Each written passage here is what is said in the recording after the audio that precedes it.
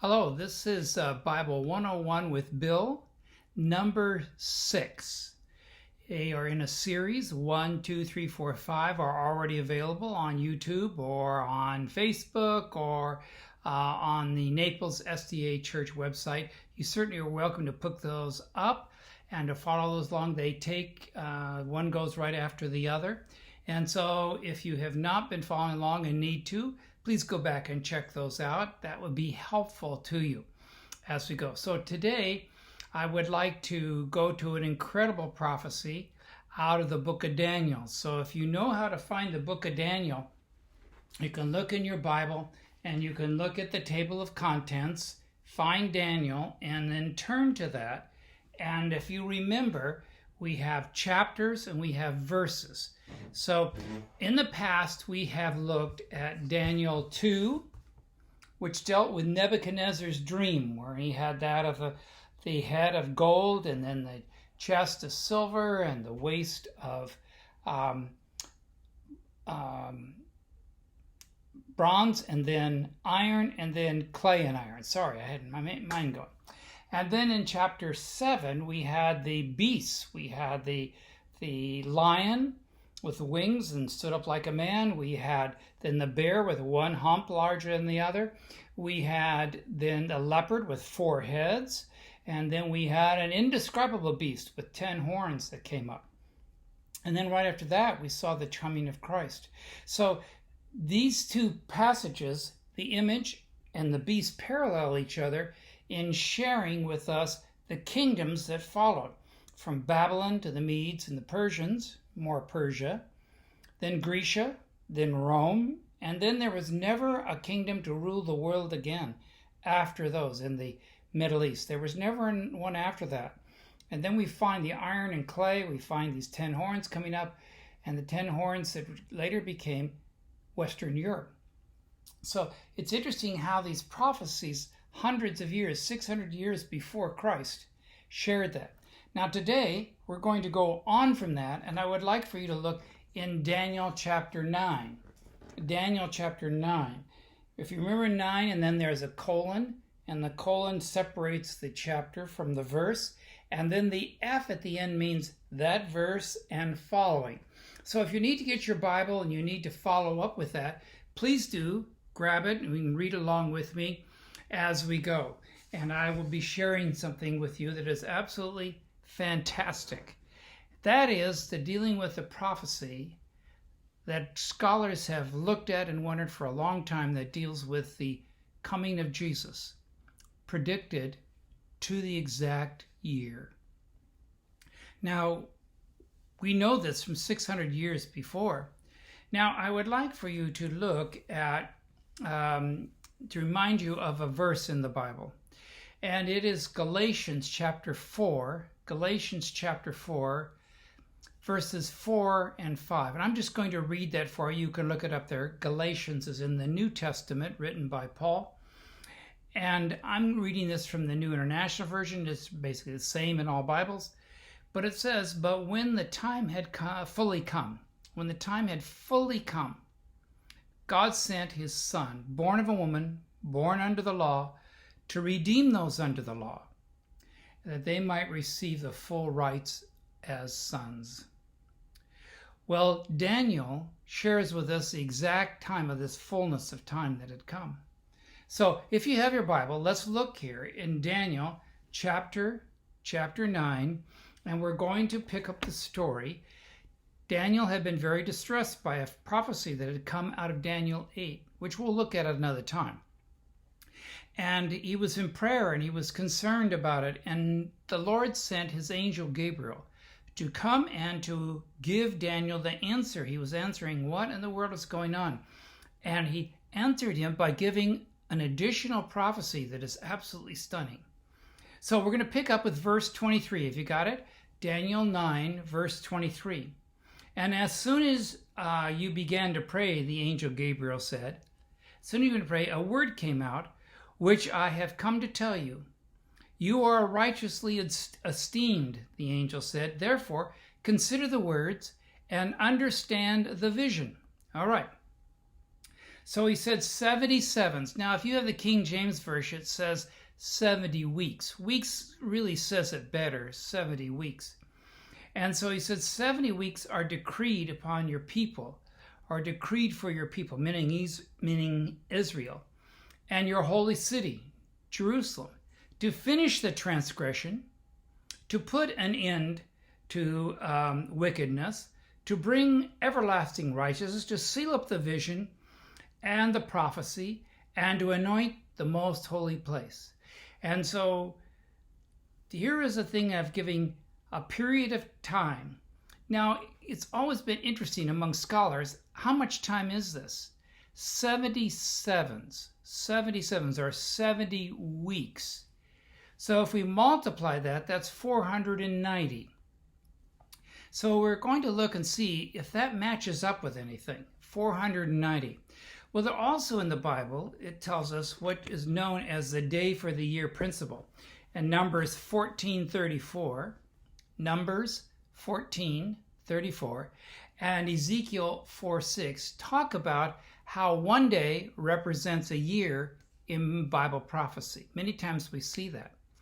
So 490 days or 70 weeks or 490 years.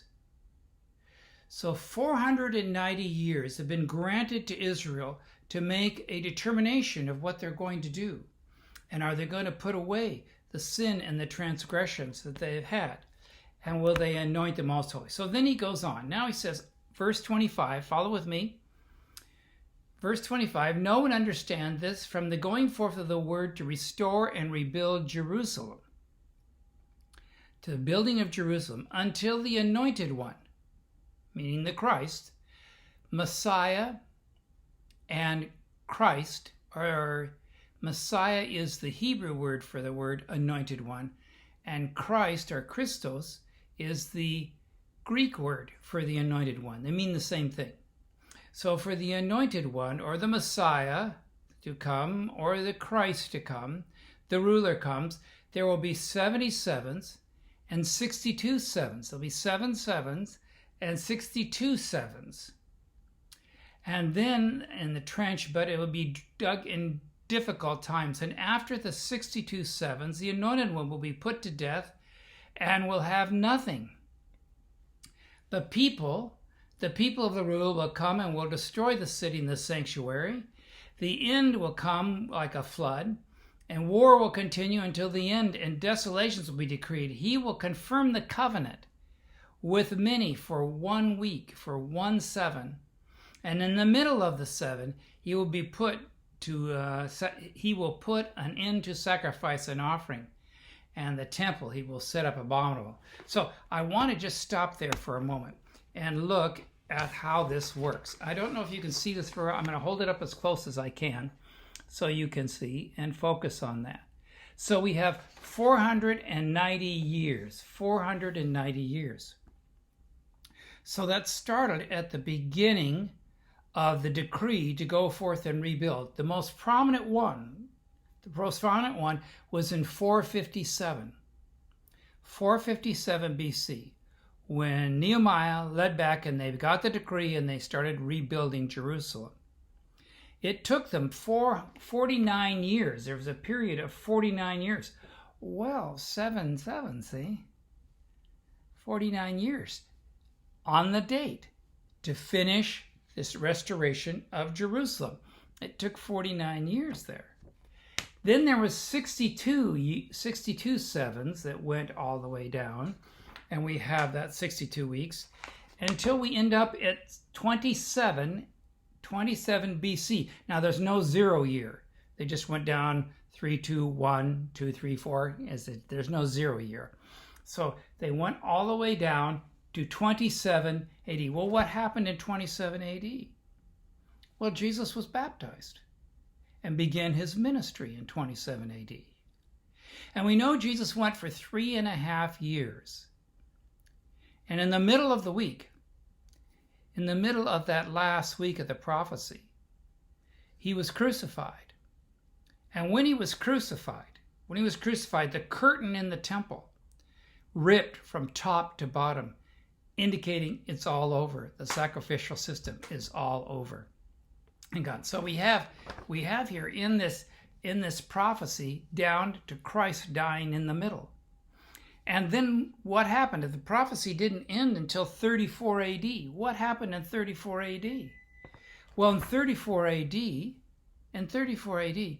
Stephen, the first Christian martyr, was stoned. And from that moment on, and you can read this in the book of Acts, from that moment on, the gospel then went to the Gentile world. Now, this prophecy is known as the Messianic prophecy, the prophecy dealing with the Messiah. And what is so interesting about it is that from the time of Daniel, 600 years before the appearance of Christ, it predicted exactly to the year, exactly when it would happen. Let me illustrate. So, in the final week of Jesus' life, he was sacrificed on Passover, which was Friday. Now, Friday floated throughout the week. So, he was the sacrificial lamb that was being offered on Passover when in the temple they were offering all these sacrifices. He fulfilled the prophecy to exactly the day. He stayed in the grave on Saturday and on Sunday. And on Sunday he rose from the grave. And then 3.5 years later, in 34 AD, Stephen was stoned, fulfilling that time of when the Bible, when Daniel told to them, he was speaking to them, and the angel said to him, there will be 77 or 70 weeks, 490 years, will be determined upon your people to come back to me, to come back and make your relationship. And instead, they rejected Christ and crucified him. It's a profound prophecy. It adds to the significance of why it is important that we find out about Jesus. Next time, I'm going to share with you why Jesus is important. Why he's important to your life. Here we have the prophecies that share the time. Here we have the prophecies that share these great kingdoms. Here we have this prophecy so we can know exactly where we're in. And there are others that pinpoint us right down to the verses. And then there are this great prophecy of the Messiah that predicted Christ coming exactly to the day, exactly to the year, 650 years before. How could that happen? It's because God cares for us. And in the fullness of time, God sent forth of his Son, in the fullness of time, that we might know and not miss this important event. Okay, that's number 6. Number 7 will be coming shortly. So share this with your friends if you like. Get them started. It's more the merrier. We're glad to have you join us either on YouTube or on Facebook or on our website at naplessdachurch.org. And also, we have other things there that you might enjoy. I have a little devotion I have in the morning, a little thought in the morning. And also, we have a worship service. It's unique. It's online on Saturdays at 11 a.m. So please join us. We're glad to have you with us. All right, have a great day. We'll see you as we get to number 7. God bless.